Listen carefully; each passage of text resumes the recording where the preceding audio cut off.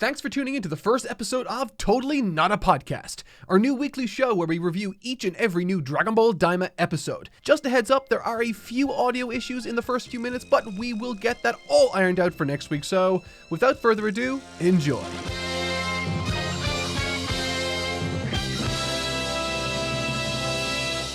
Welcome to Totally Not a Podcast. We've lied to you once again. It is a podcast about Dragon Ball Daima. My name is AJ, I handle the graphic design across the channel, a little bit of writing, and of course those lovely sponsorships that I know you definitely don't skip through.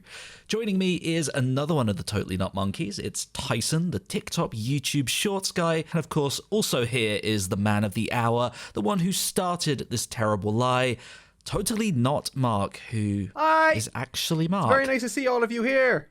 Dragon Ball time! I'm going to try to be normal. Sorry, go ahead. Yeah, it is. It's been a very long time. I was looking at the years. 9 years since Super began, 2015. That makes me feel ancient. 7 years, I think, since it's ended. Yeah. I mean, we've had stuff in the midst of it. Obviously, we've had Broly and Superhero and some of the manga stuff before that ran away into the abyss, seemingly never to return. Hopefully one day. Yeah, we're back. A new series, Dragon Ball Daima, episode 1. There's just something crazy about, like, there's always seems to be some kind of ridiculously long hiatus between every new installment of Dragon Ball. But whenever a new one picks up, it just all of a sudden becomes like the new in vogue thing. And like, I'm already looking on Twitter and there's like so much news and people reacting to it, sharing artwork and all that kind of stuff about it. It's just so cool seeing like topical Dragon Ball, like, you know, being back in the zeitgeist front and center. It's a great feeling. And like the next, I don't know, number of weeks at least is going to be continuing that way. I'm just so excited to see where it goes, to be perfectly honest. Dragon Ball is unstoppably the biggest anime. Yes. One Piece, eat your heart out. One Piece, eat your heart out. Starting drama already. I gotta say though, like the first episode was like super long, longer than I was expecting it to be. Yeah, they announced it was going to be a slightly longer episode than normal. It took up 40 minutes on the TV airing. I believe that was around 30 minutes for the full episode. We got a long recap to fill that time. A recap that's very reminiscent of the recap we got from the Superhero movie from the man himself, Chikashi Kubota. Very, very stunning stuff. I'm going to say it's right now, just perfectly honest, and this could be a hot take. It might be for you, AJ, I'm not sure, but like, I like there's been some great like modern Dragon Ball styles thrown around, some bad ones, but like focusing even on the good ones, I don't think I've ever seen Dragon Ball look that good. And I've seen the Broly movie, and I know the Broly movie is amazing, but like from a preference standpoint, the level of detail in these things, the animation was amazing, and obviously just seeing it, like, you know, seeing Dragon Ball Z reimagined is always going to be good. But like when I was watching that first episode, just from an art style standpoint, I was just completely in awe of just how great, like, not only the animation, not only the style, but even the compositing and like everything like that was just like all dialed up to 11. It was just, I don't know, just goosebumps the entire time. It's really crazy to see a TV series that like legitimately has like movie level polish and production. Oh my god. It's the sort of thing that Dragon Ball deserved for a long time, and many of us wish Super would have gotten. So it's crazy now to see it finally be there. Yeah, but more than that, right? Okay, so like this is why I think I like really, really liked it a lot, because I've like read the manga way too fucking much. But like there are moments that AJ will know this, but like I have to ask, like, were some of those moments like lifted directly from like Akira Toriyama's art and just like, you know, turned into like a frame of animation, or what's the situation? Because there were certain scenes that looked like they were just lifted from the manga, like the shot of Goku giving a thumbs up, or that like long tall shot of like Gohan, Ultimate Gohan. Like those look like they're just lifted from the manga. Yeah, there's a lot of stuff in there that's like very, very directly referenced. A lot of borrowed framing, a lot of art that was referenced. Nothing traced, at least, but, you know, full on just. If someone told me they were, though, like especially that Goku thumbs up one, that was like, I'm like, because like again, I reference the manga all the time, and I always had to kind of thumb through it. And when I saw that, I was like, that is just like the manga. It was crazy. I couldn't believe it. It's just so. I know this is like probably a thing that like a lot of people say, or will say at least, but once you see that, like, you just like, oh, I wish they would just go back through all of the series, like from the very start of Dragon Ball all the way through to the end of Z, and just in that kind of reimagined style. I would just love to see a series like that, but obviously that sort of an approach would be sort of untenable, not just from a marketing standpoint, but just from like a scheduling standpoint. But God, it was just so amazing to see. I feel honestly spoiled. I think what's very funny is that, as I said, Kubota he is the chief animation director for the entire first episode, but that recap section is his baby. And I think it's so funny that, we're talking maybe a year ago or so, someone was asking like, oh, are you going to be on like a new Dragon Ball TV series? And he was playing coy and like, oh, I don't know anything about it, but if I did come back, I'd love to do a remake. It's very funny to me that every time he's popped up recently, it's for the superhero stuff, and it's like, oh, he's done, some some recap stuff there. He's now doing recap stuff here. He's sort of getting his wish in a very small capacity right now. But I think one thing you really touched on is that it feels very movie-like. There's a big cinematic quality to it, and part of that's the compositing. It feels very premium, but I think the other part of it is that, to the best of my knowledge, we've never had a Dragon Ball anime that has begun with no opening and no ending. It just went straight in. It reminded me so much. The structure of the episode as a whole reminded me a lot of Battle of Gods. Yeah. Is that true? 'Cause, like, I'm so used to, like, because I grew up and Dragon Ball had already been completed by the time I did eventually start the series, I've never actually kind of thought about, okay, the first episode, I'm usually, like, whenever I watch a new series of anime or whatever it is, usually the first episode is void of an intro, or sometimes it is because sometimes the intro could contain spoilers. But you're saying that, like, in terms of Dragon Ball's history, there's, like, I'm trying to think, was Super's first episode, did that come with an OP as well? Yeah, Super's first episode had an OP. I don't know. It seems like a very modern thing for the series to do. Obviously, then as well, like, it's breaking the conventions of, like, the normal 23-minute anime or whatever it is. Like, so there's lots of things. It's funny because Super's first episode also had a recap of the Buu arc, but it was very poorly filtered Dragon Ball Kai.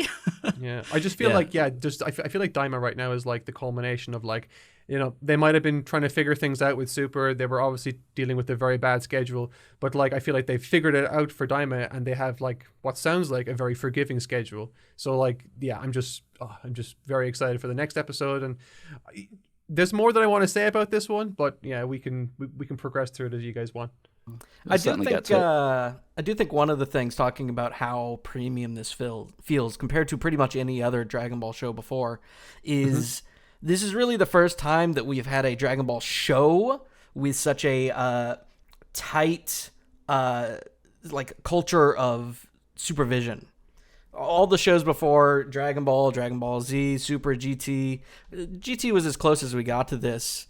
The animation supervisors that supervised these episodes, there was still a lot of wiggle room, in large part because the production needed to be. You only have so much time.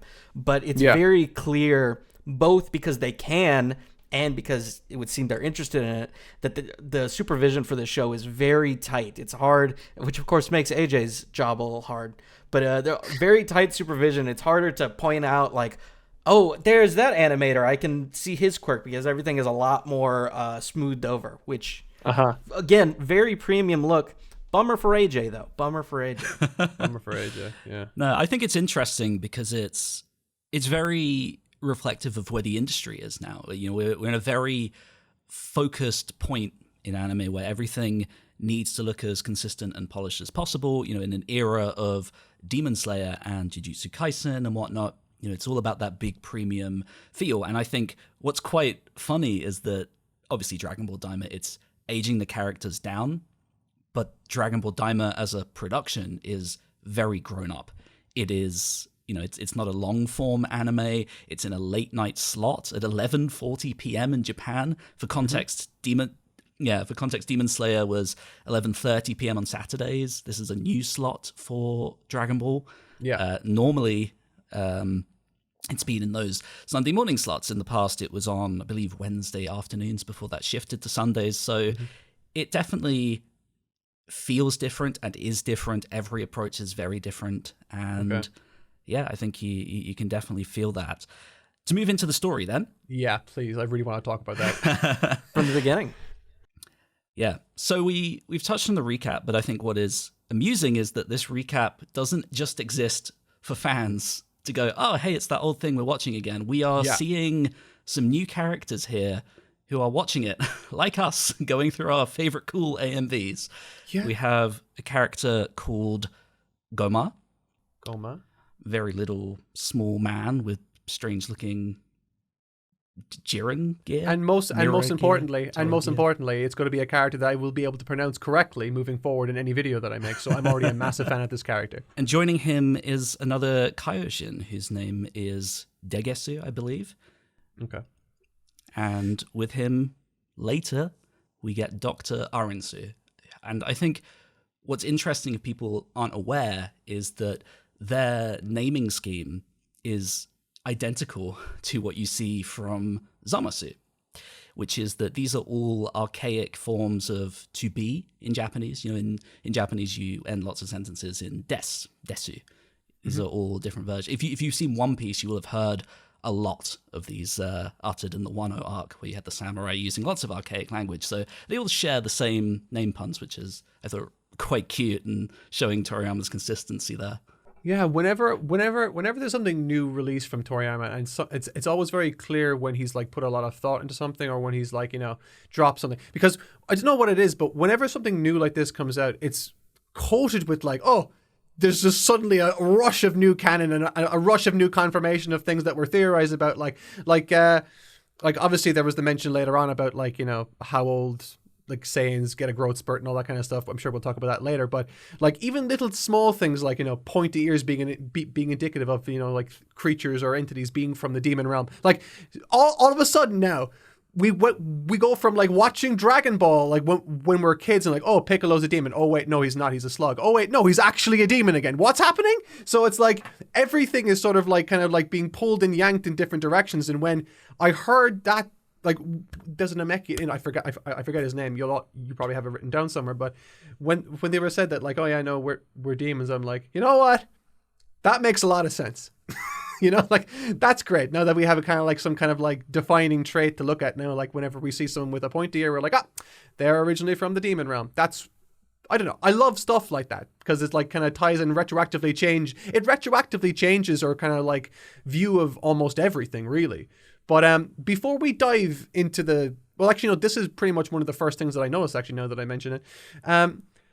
The setting of this story, it's not in, it's almost like a different reality of, like, it's set realistically right after the events of Dragon Ball Z, obviously, but it's not, well, yeah, maybe go into that because I'm interested. I was a little confused. So, like, obviously this isn't in the same realm as Super was then, no?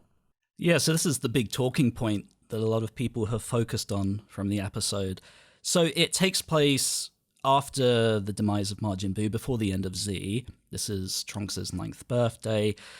What makes this complicated is to do with the Kaioshin and the fact that they have defused and have a different explanation as to what took place in Super and what was said in the DBS manga. Yeah. And it also kind of contradicts the fact that, you know, this takes place before Battle of Gods, but they are fused again in Battle of Gods. So there's a whole web of things to untangle here, which is interesting. Yeah. Obviously, I'll let you guys talk about, you know, ways that you can reconcile that. I've seen some different theories about how this could work and whatnot. But I think some important context to add is that Daima did begin as a side story without Toriyama's involvement when it was first conceived of. Yeah. And we're talking very, very early days, talking, you know, 3 years ago now. He joined and then gave some advice here and there, kept giving advice, and suddenly he'd created this whole new story, characters, worlds, designs, you know, the full shebang. And it suddenly turned into, oh, this is the most I have been involved with a Dragon Ball TV series. And we hear that all the time, you know, oh, Toriyama's really involved this time. Very, very much true in this case, to the point of, you know, looking at animation and storyboards, the whole shebang, very, very heavily involved. So that's certainly interesting. Yeah, it's very strange that you don't normally see like someone like Akira Toriyama now, obviously, but like just any creator that when they're helping produce a TV show or a continuation to their story, there's normally there's normally like a way that they go. They very rarely are presented with an opportunity to go like, well, actually, do you want to try this again, but just in a different way? Because then that kind of takes into the question, like, is this canon? Is it not canon? Is it an alternate reality? Is it an alternate take on what could have happened if such and such a thing happened? I'm sure like there's a chance that we could get an answer to that later. I honestly have no idea. But at the moment, it very much seems like a what if scenario almost, like, you know, and obviously it's clear to see the similarities to GT here, like, but I do like obviously the nature of the wish and, you know, how it changes that particular dynamic. But in terms of a start and all that kind of stuff, there's plenty of questions for me that, you know, that I have in my head, and hopefully we'll get some answers throughout. But if nothing else, I just love the little, you know, tidbits of information, like, you know, the pointy ears of the Kaioshin are like, actually, oh no, they're actually originally from the demon realm, or, you know, that kind of stuff, or even Namekians, or Mr. Popo is from the demon realm. So all of this stuff suddenly making a lot more sense. Like, Popo wouldn't be from that world. That makes sense. So yeah, I don't know. It's all a bit confusing now, but I suppose in a way that's a good thing, at least if they explain stuff later on, which they very well might not, but fingers crossed they do. Yeah, the Namekian bit is probably the most interesting for that, because obviously for decades now we've lived in this like accepted reality where originally Demon King Piccolo was introduced as a demon. And then later down the line, you know, the Saiyan arc rolls around and they're like, oh, you guys are actually just aliens from this place over here. And so we just kind of accepted, well, that wasn't true. He was just dumb. But now we've like 30 some odd years later, we've come up with a way where both are true, where like they were originally from the demon realm. And then, and even the Super Manga talked about this a little bit. In the Granola arc, where he talked about, oh, well, our clans are scattered throughout the universe because we originally came from a different realm. And so this kind of plays into that, where they were originally from the demon realm, they were there, and then they seeped out into the regular universe, and so they are aliens, but they're also from the it's very, very clever way to tie that all together. But just even you hear it, but even you explain that there, just giving me pause, thinking, consider a bunch of different things. Like, okay, like for instance, like the Super Dragon Balls, how do they play into this? Do they contradict this? You know, like, are the Namekians the ones that are in charge? Like, you know, one would suppose that because of the way this elder Namekian guy that's introduced in this first episode acts in relation to the Dragon Balls, that he must have some very profound understanding of them, if not some sort of kinship with the magic. I don't know, like. Are the Namekians the ones who developed the Dragon Balls? And if they did, how did the Super Dragon Balls come to be? Or, conversely, if the Super Dragon Balls were the OG first ones, how did they get into the Demon Realm? And why and how did the Namekians get out of there? So, like, there's loads of these different questions that just that one little piece of information that was released just, like, has me just chomping at the bit to figure out an answer to. Now, I don't have the answers, which is frustrating. But, yeah, I guess that's what the next, I don't know, fucking 20 episodes or whatever episodes are left in this, we're going to hopefully get answers to. Yeah, I definitely... do we have any indication of the episode count? Sorry. Not officially. We definitely... I think we will definitely be looking back on this series and trying to piece it together afterwards. It seems like it will be very difficult to do now.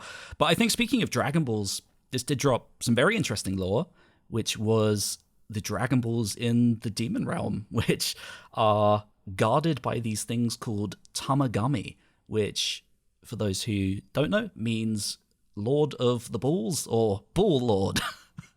That's what they called me in high school.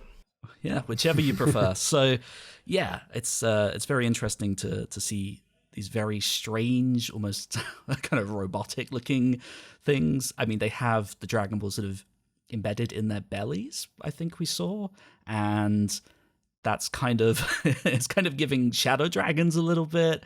It's I think it introduces an interesting dynamic as well, because it shows that, you know, Gomar is kind of frustrated with what's going on here, even though he's, you know, now self-proclaimed King Gomar.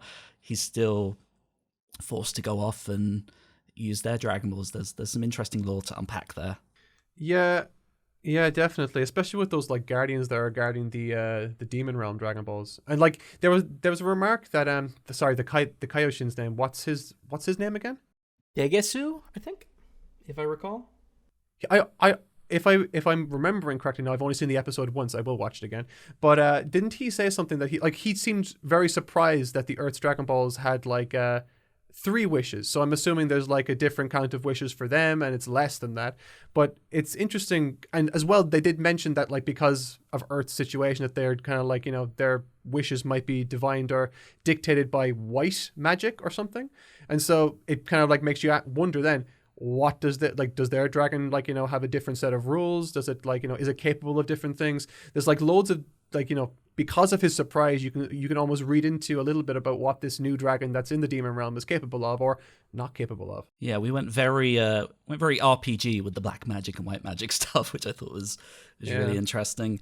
Alongside the Dragon Balls, that is a new character who is significantly funnier than I thought he was going to be. If you cast your minds all the way back to the reveal trailer, we saw this Namekian eye and it was looking all sinister and crazy. We now learn that this character is called, the subs use Never with a B, but the word is Neba, which means sticky in Japanese. He is a sticky slug man.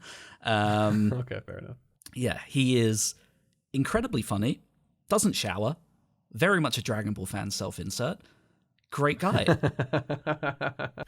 Also very much a Toriyama character. Definitely seems that way.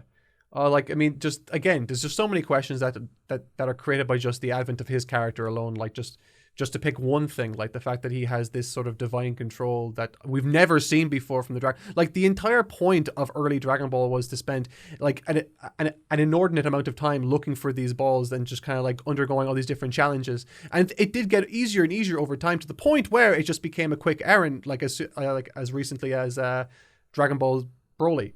But in this one, he raises his hand, brings the stones to him, and then turns them back into active Dragon Balls. So many questions again. I'm realizing now as I'm like, you know, thinking back through this episode, like it creates more questions than it does answer anything, which I guess is a good thing for a first episode to do. Yeah. This episode definitely felt like a prologue episode more than anything. Like we've not truly started yet. That's true. I actually was so convinced as well that this episode would contend with a lot of the like we would see like in the first trailer.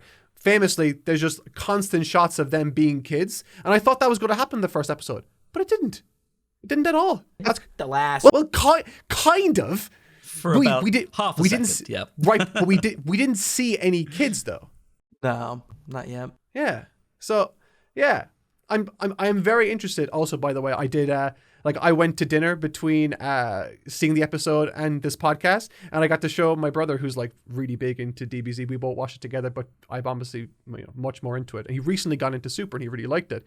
And I said, "Do you want to see some pictures from the first episode of Daima?" And he was like, "Yeah, okay." And I showed him some because they're all over Twitter, and he just lost his mind. Like, that looks absolutely incredible. So like, just from like a very casual standpoint, this is also appealing to them as well. So yeah, I just big fan of the aesthetic, big fan of the direction of the first episode, and just was very surprised that we didn't see them as kids actually. But yeah, and even with the episode's extra length and all that kind of stuff, we still didn't get to that. So interesting. I think talking about the pacing of the episode is definitely a valid topic. I've seen a lot of people who have said, I think it would have been better served as a double episode, a double premiere, or premiere if you're American. A double episode. Oh, you're thinking that? So I actually haven't seen anyone talk about it, to be honest. I've just seen people kind of like send their adulation regarding the actual art style. So is there a contingent of people that like thought that we didn't get through enough story in this one? Yeah, so there's been some criticism that the recap takes up quite a lot of time, and then what we get after that is a lot of lore. A lot of lore. It is a lot of lore.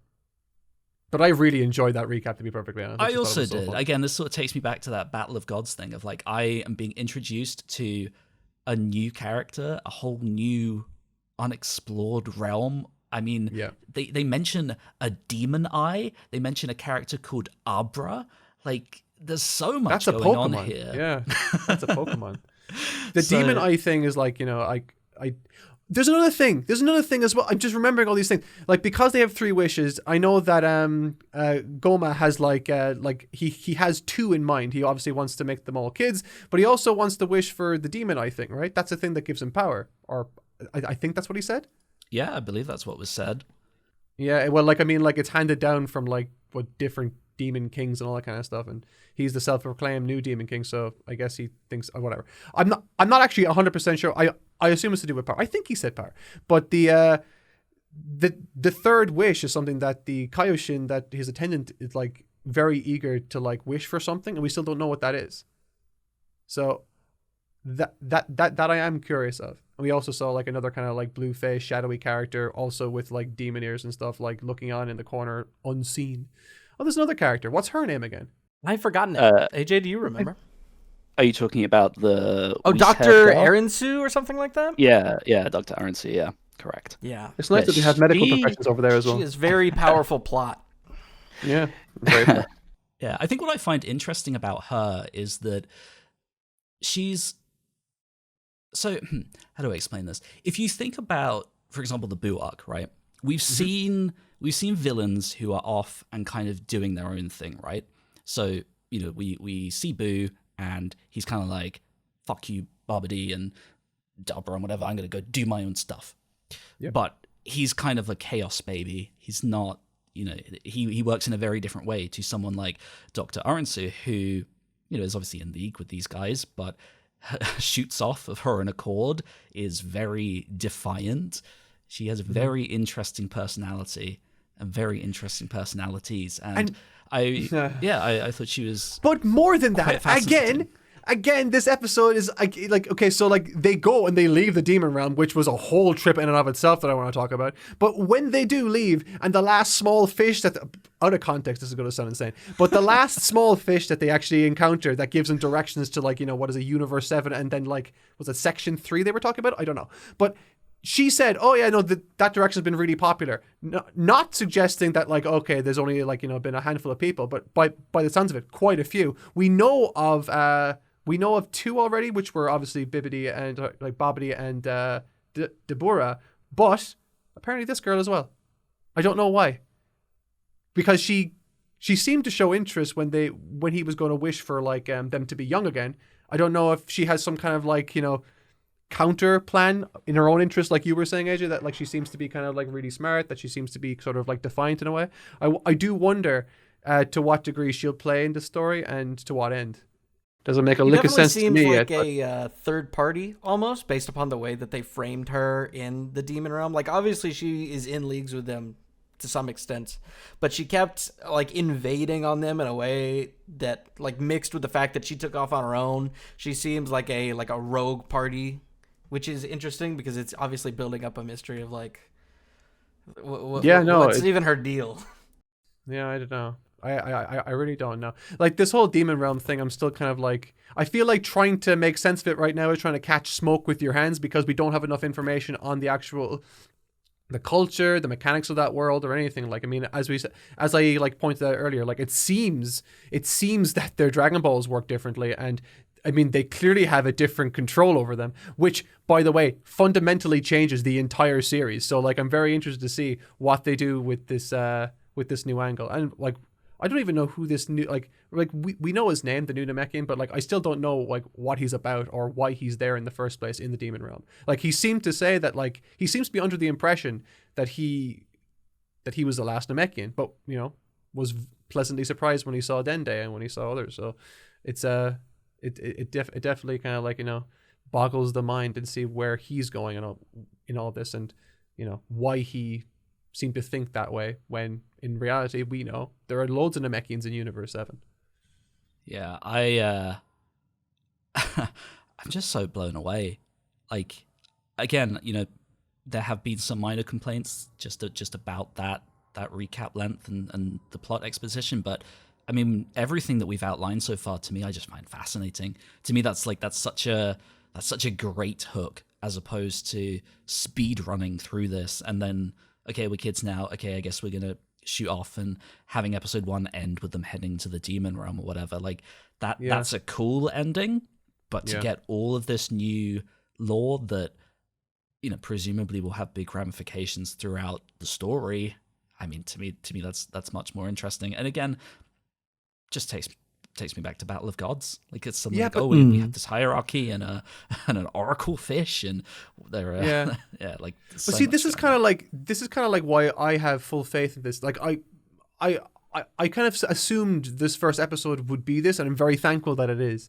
And I think this sort of remedies a lot of the issues that I had with Dragon Ball GT, I suppose, because like making them kids isn't enough. You need to have sort of like an impetus or some kind of like moving causal factor that will make them kind of like, you know, move into action. And this character that we spend this entire episode trying to figure out and come to know, he's going to obviously be a big motivating factor for all the characters that we are familiar with. We don't need to spend time with them yet. We need to understand who this character is, what he's like, what his sensibilities are, and where ultimately he hopes to go with this whole plan of his.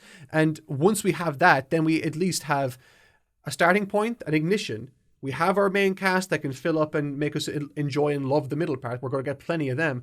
But if you have a big bad, naturally, you're going to have a big bad at the end. So we know what we're shooting for now. Whereas with GT, you kind of like had these MacGuffin Dragon Balls that kind of came out of nowhere that created this like arbitrary, oh, the Earth is going to be destroyed. And so I guess we got to go find them now. And that's less interesting. When you have like in this is pretty much forcing at least I assume, it's forcing our characters into this particular conflict, out of their comfort zone, into this new area where they seem to have much dramatically lowered power levels, which again makes things more interesting because everything is relative.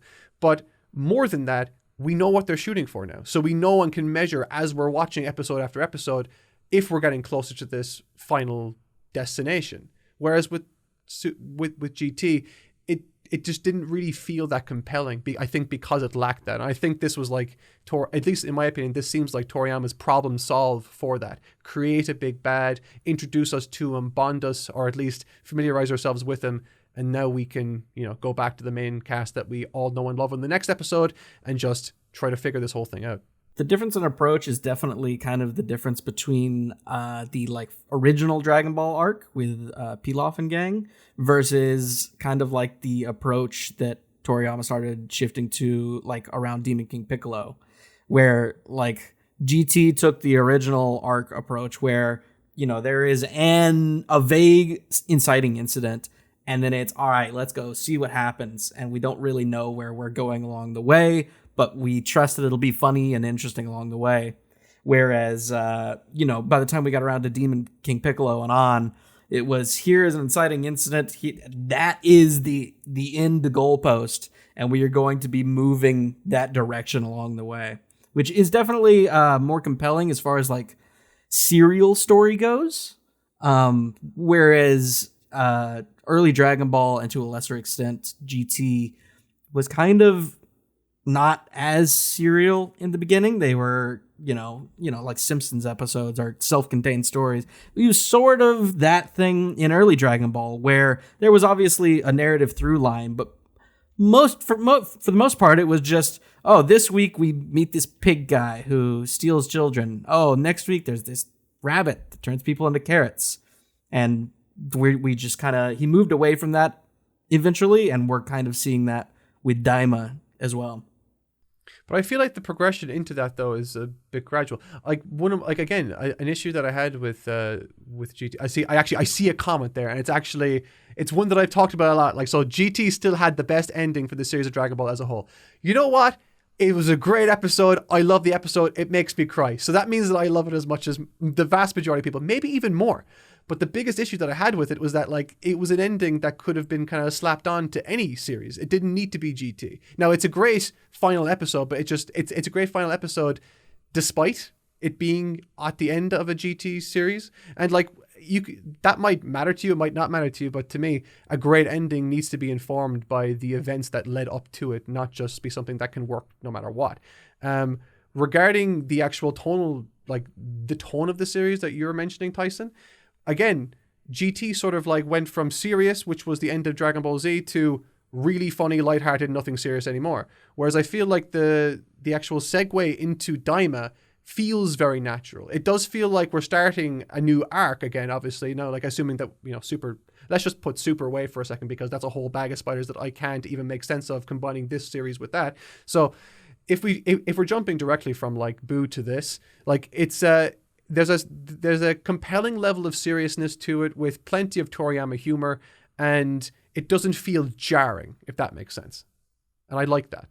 Yeah, I agree. I think it would be interesting to see how the structure of the story plays out. I mean, it's been marketed as an adventure. We've seen in the trailers, they've shown a couple different locations, and we've seen some characters that seem to come along on this journey. It's really giving a big adventure vibe, and I think initially that gave some people pause. They were like, well, is this going to be like the Black Star Dragon Ball arc, where we're hopping from place to place and getting these adventures that are sort of very episodic? They're all contained within one another until you kind of get to that sort of Dr. Mew phase that then leads into Baby. I'm so curious to see what Daima does here, because you're right that from the get-go there does seem to be a big focus. It's establishing what is presumably a long-form villain for the series. That there's a goal that he has, this eye. He has a big fear of the people who dealt with Boo. There's some great setup for him. I mean, the episode is his setup, and I would be so curious to see then how this plays out now. Will we then spend the next couple of episodes, sort of being introduced to this realm, seeing how its inhabitants live? We've seen in the trailer Goku fighting those like dudes with spears, and eating food in like a villager's house. It seems like it's going to hyper focus in on this villain and this world, and if that all culminates in some battles, I'm sure Dragon Ball stories normally do, then amazing, great. Really looking forward to seeing how that goes.